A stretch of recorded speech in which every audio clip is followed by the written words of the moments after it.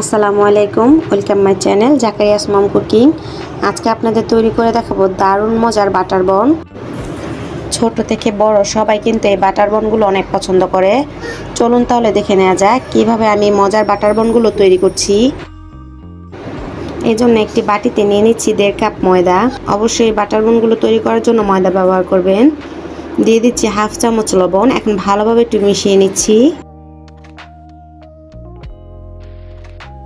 মিশিয়ে নেওয়া হয়ে গেছে। দিয়ে দিচ্ছি 3 টেবিল চামচ চিনি। 1.5 কাপ ময়দার জন্য আমার 3 টেবিল চামচ চিনি একদম পারফেক্ট মনে হয়েছে। দিয়ে দিচ্ছি 2 টেবিল চামচ তেল। এখন হাত দিয়ে ভালোভাবে মিশিয়ে নিচ্ছি। এখন দিয়ে দিচ্ছি 1/2 টেবিল চামচ ইস্ট। আবারও মিশিয়ে নিচ্ছি। মিশিয়ে নেওয়া হয়ে গেছে। এখন দিয়ে দিচ্ছি একটা ডিম। ডিমটা দিয়ে কিন্তু অপেক্ষা করা যাবে না, সাথে সাথে মিশিয়ে নিতে হবে। এখন অল্প অল্প পানি দিয়ে আমি একটা ডো তৈরি করে নিব। আমরা যে রুটি বানাই তার থেকে একটু নরম একটা ডো তৈরি করে নিব। পানিটা একবারে না দিয়ে 2 থেকে 3 বার দিব। আমার এই ডোটা কমপ্লিট করতে 1/3 কাপ পরিমাণ পানি লেগেছে। মেখে নেওয়া হয়ে গেছে। এখন সামান্য পরিমাণ তেল দিয়ে উপরটা স্মুথ করে নিচ্ছি। এখন ঢাকনা দিয়ে ঢেকে রেখে দিব 1 ঘন্টার জন্য। এখন বাটার বনের জন্য বাটার তৈরি করে নিব। এখানে আমি 1/3 কাপ পরিমাণ বাটার নিয়েছি। 2 টেবিল চামচ আইসিং সুগার দিয়ে এখন বিট করে নিব।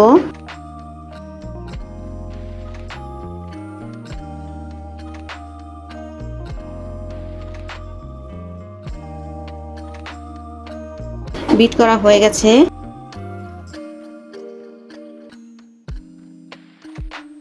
এখন সাইড করে রেখে দিচ্ছি।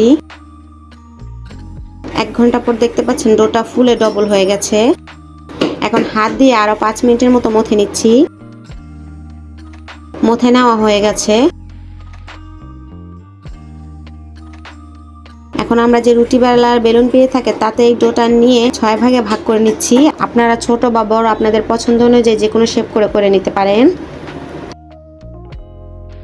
এখন হাত দিয়ে একটা ডো নিয়ে গোল করে শেপ দিয়ে দিচ্ছি। আমি আজকে গোল করে এই বাটার বনগুলো তৈরি করব। আপনারা চাইলে অন্যান্য যে বাটার বনগুলো আছে সেই শেপেও তৈরি করে নিতে পারেন। সবগুলো ডো কিন্তু কমপ্লিট হয়ে গেছে। কেক বেক করার যে মোল্ড থাকে সেই মোল্ডটাতে আমি বাটার বনগুলো তৈরি করব। এখন ঢাকনা দিয়ে ঢেকে অপেক্ষা করব আরো 10 মিনিট। 10 মিনিট পর দেখছেন এই বনগুলো ফুলে ডবল হয়ে গেছে। এখন উপরে ডিম দিয়ে দিচ্ছি। ডিম দেওয়া হয়ে গেছে। এই বনগুলো এখন চুলায় আমি বেক করে নিব। চুলায় একটি হাঁড়ি 10 মিনিট হাই হিটে প্রিহিট করে নিয়েছি। এখন মোল্ডটা দিয়ে আমি ঢাকনা দিয়ে ঢেকে অপেক্ষা করব 25 মিনিট। এই 25 মিনিটে কিন্তু বনগুলো তৈরি হয়ে যাবে। 25 মিনিট পর দেখতে পাচ্ছেন এই বনগুলো একদম তৈরি হয়ে গেছে। এখন নামিয়ে ঠান্ডা করে নিব। দেখতে পাচ্ছেন বনগুলোর নিচে কতটা সুন্দর ব্রাউন কালার এসেছে। উপরে ডিম দেওয়ার কারণে কিন্তু উপরে কোনো কালার আসেনি। চুলায় বেক করলে কালার আসে না। অনেকেরটা কীভাবে আসে আমি জানি না, কিন্তু আমার কখনোই চুলায় কোনো কিছু বেক করলে উপরে কালার আসে না। এখন হাত দিয়ে আলাদা করে নিচ্ছি। আমি একটি বন আপনাদের দেখে দিচ্ছি কতটা সফট হয়েছে।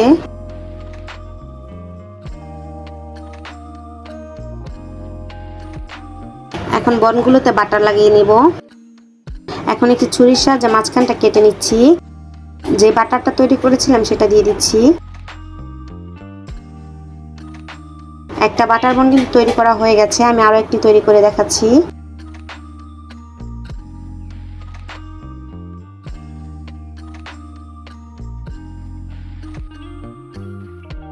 সবগুলো আমি এভাবেই তৈরি করে নিব। তৈরি হয়ে গেল আমার মজার বাটার বন। এই বাটার বনগুলো ছোটবেলায় কিন্তু প্রচুর খেয়েছি। এখনো ছোট থেকে বড় অনেকেই কিন্তু এই বাটার বনগুলো পছন্দ করে।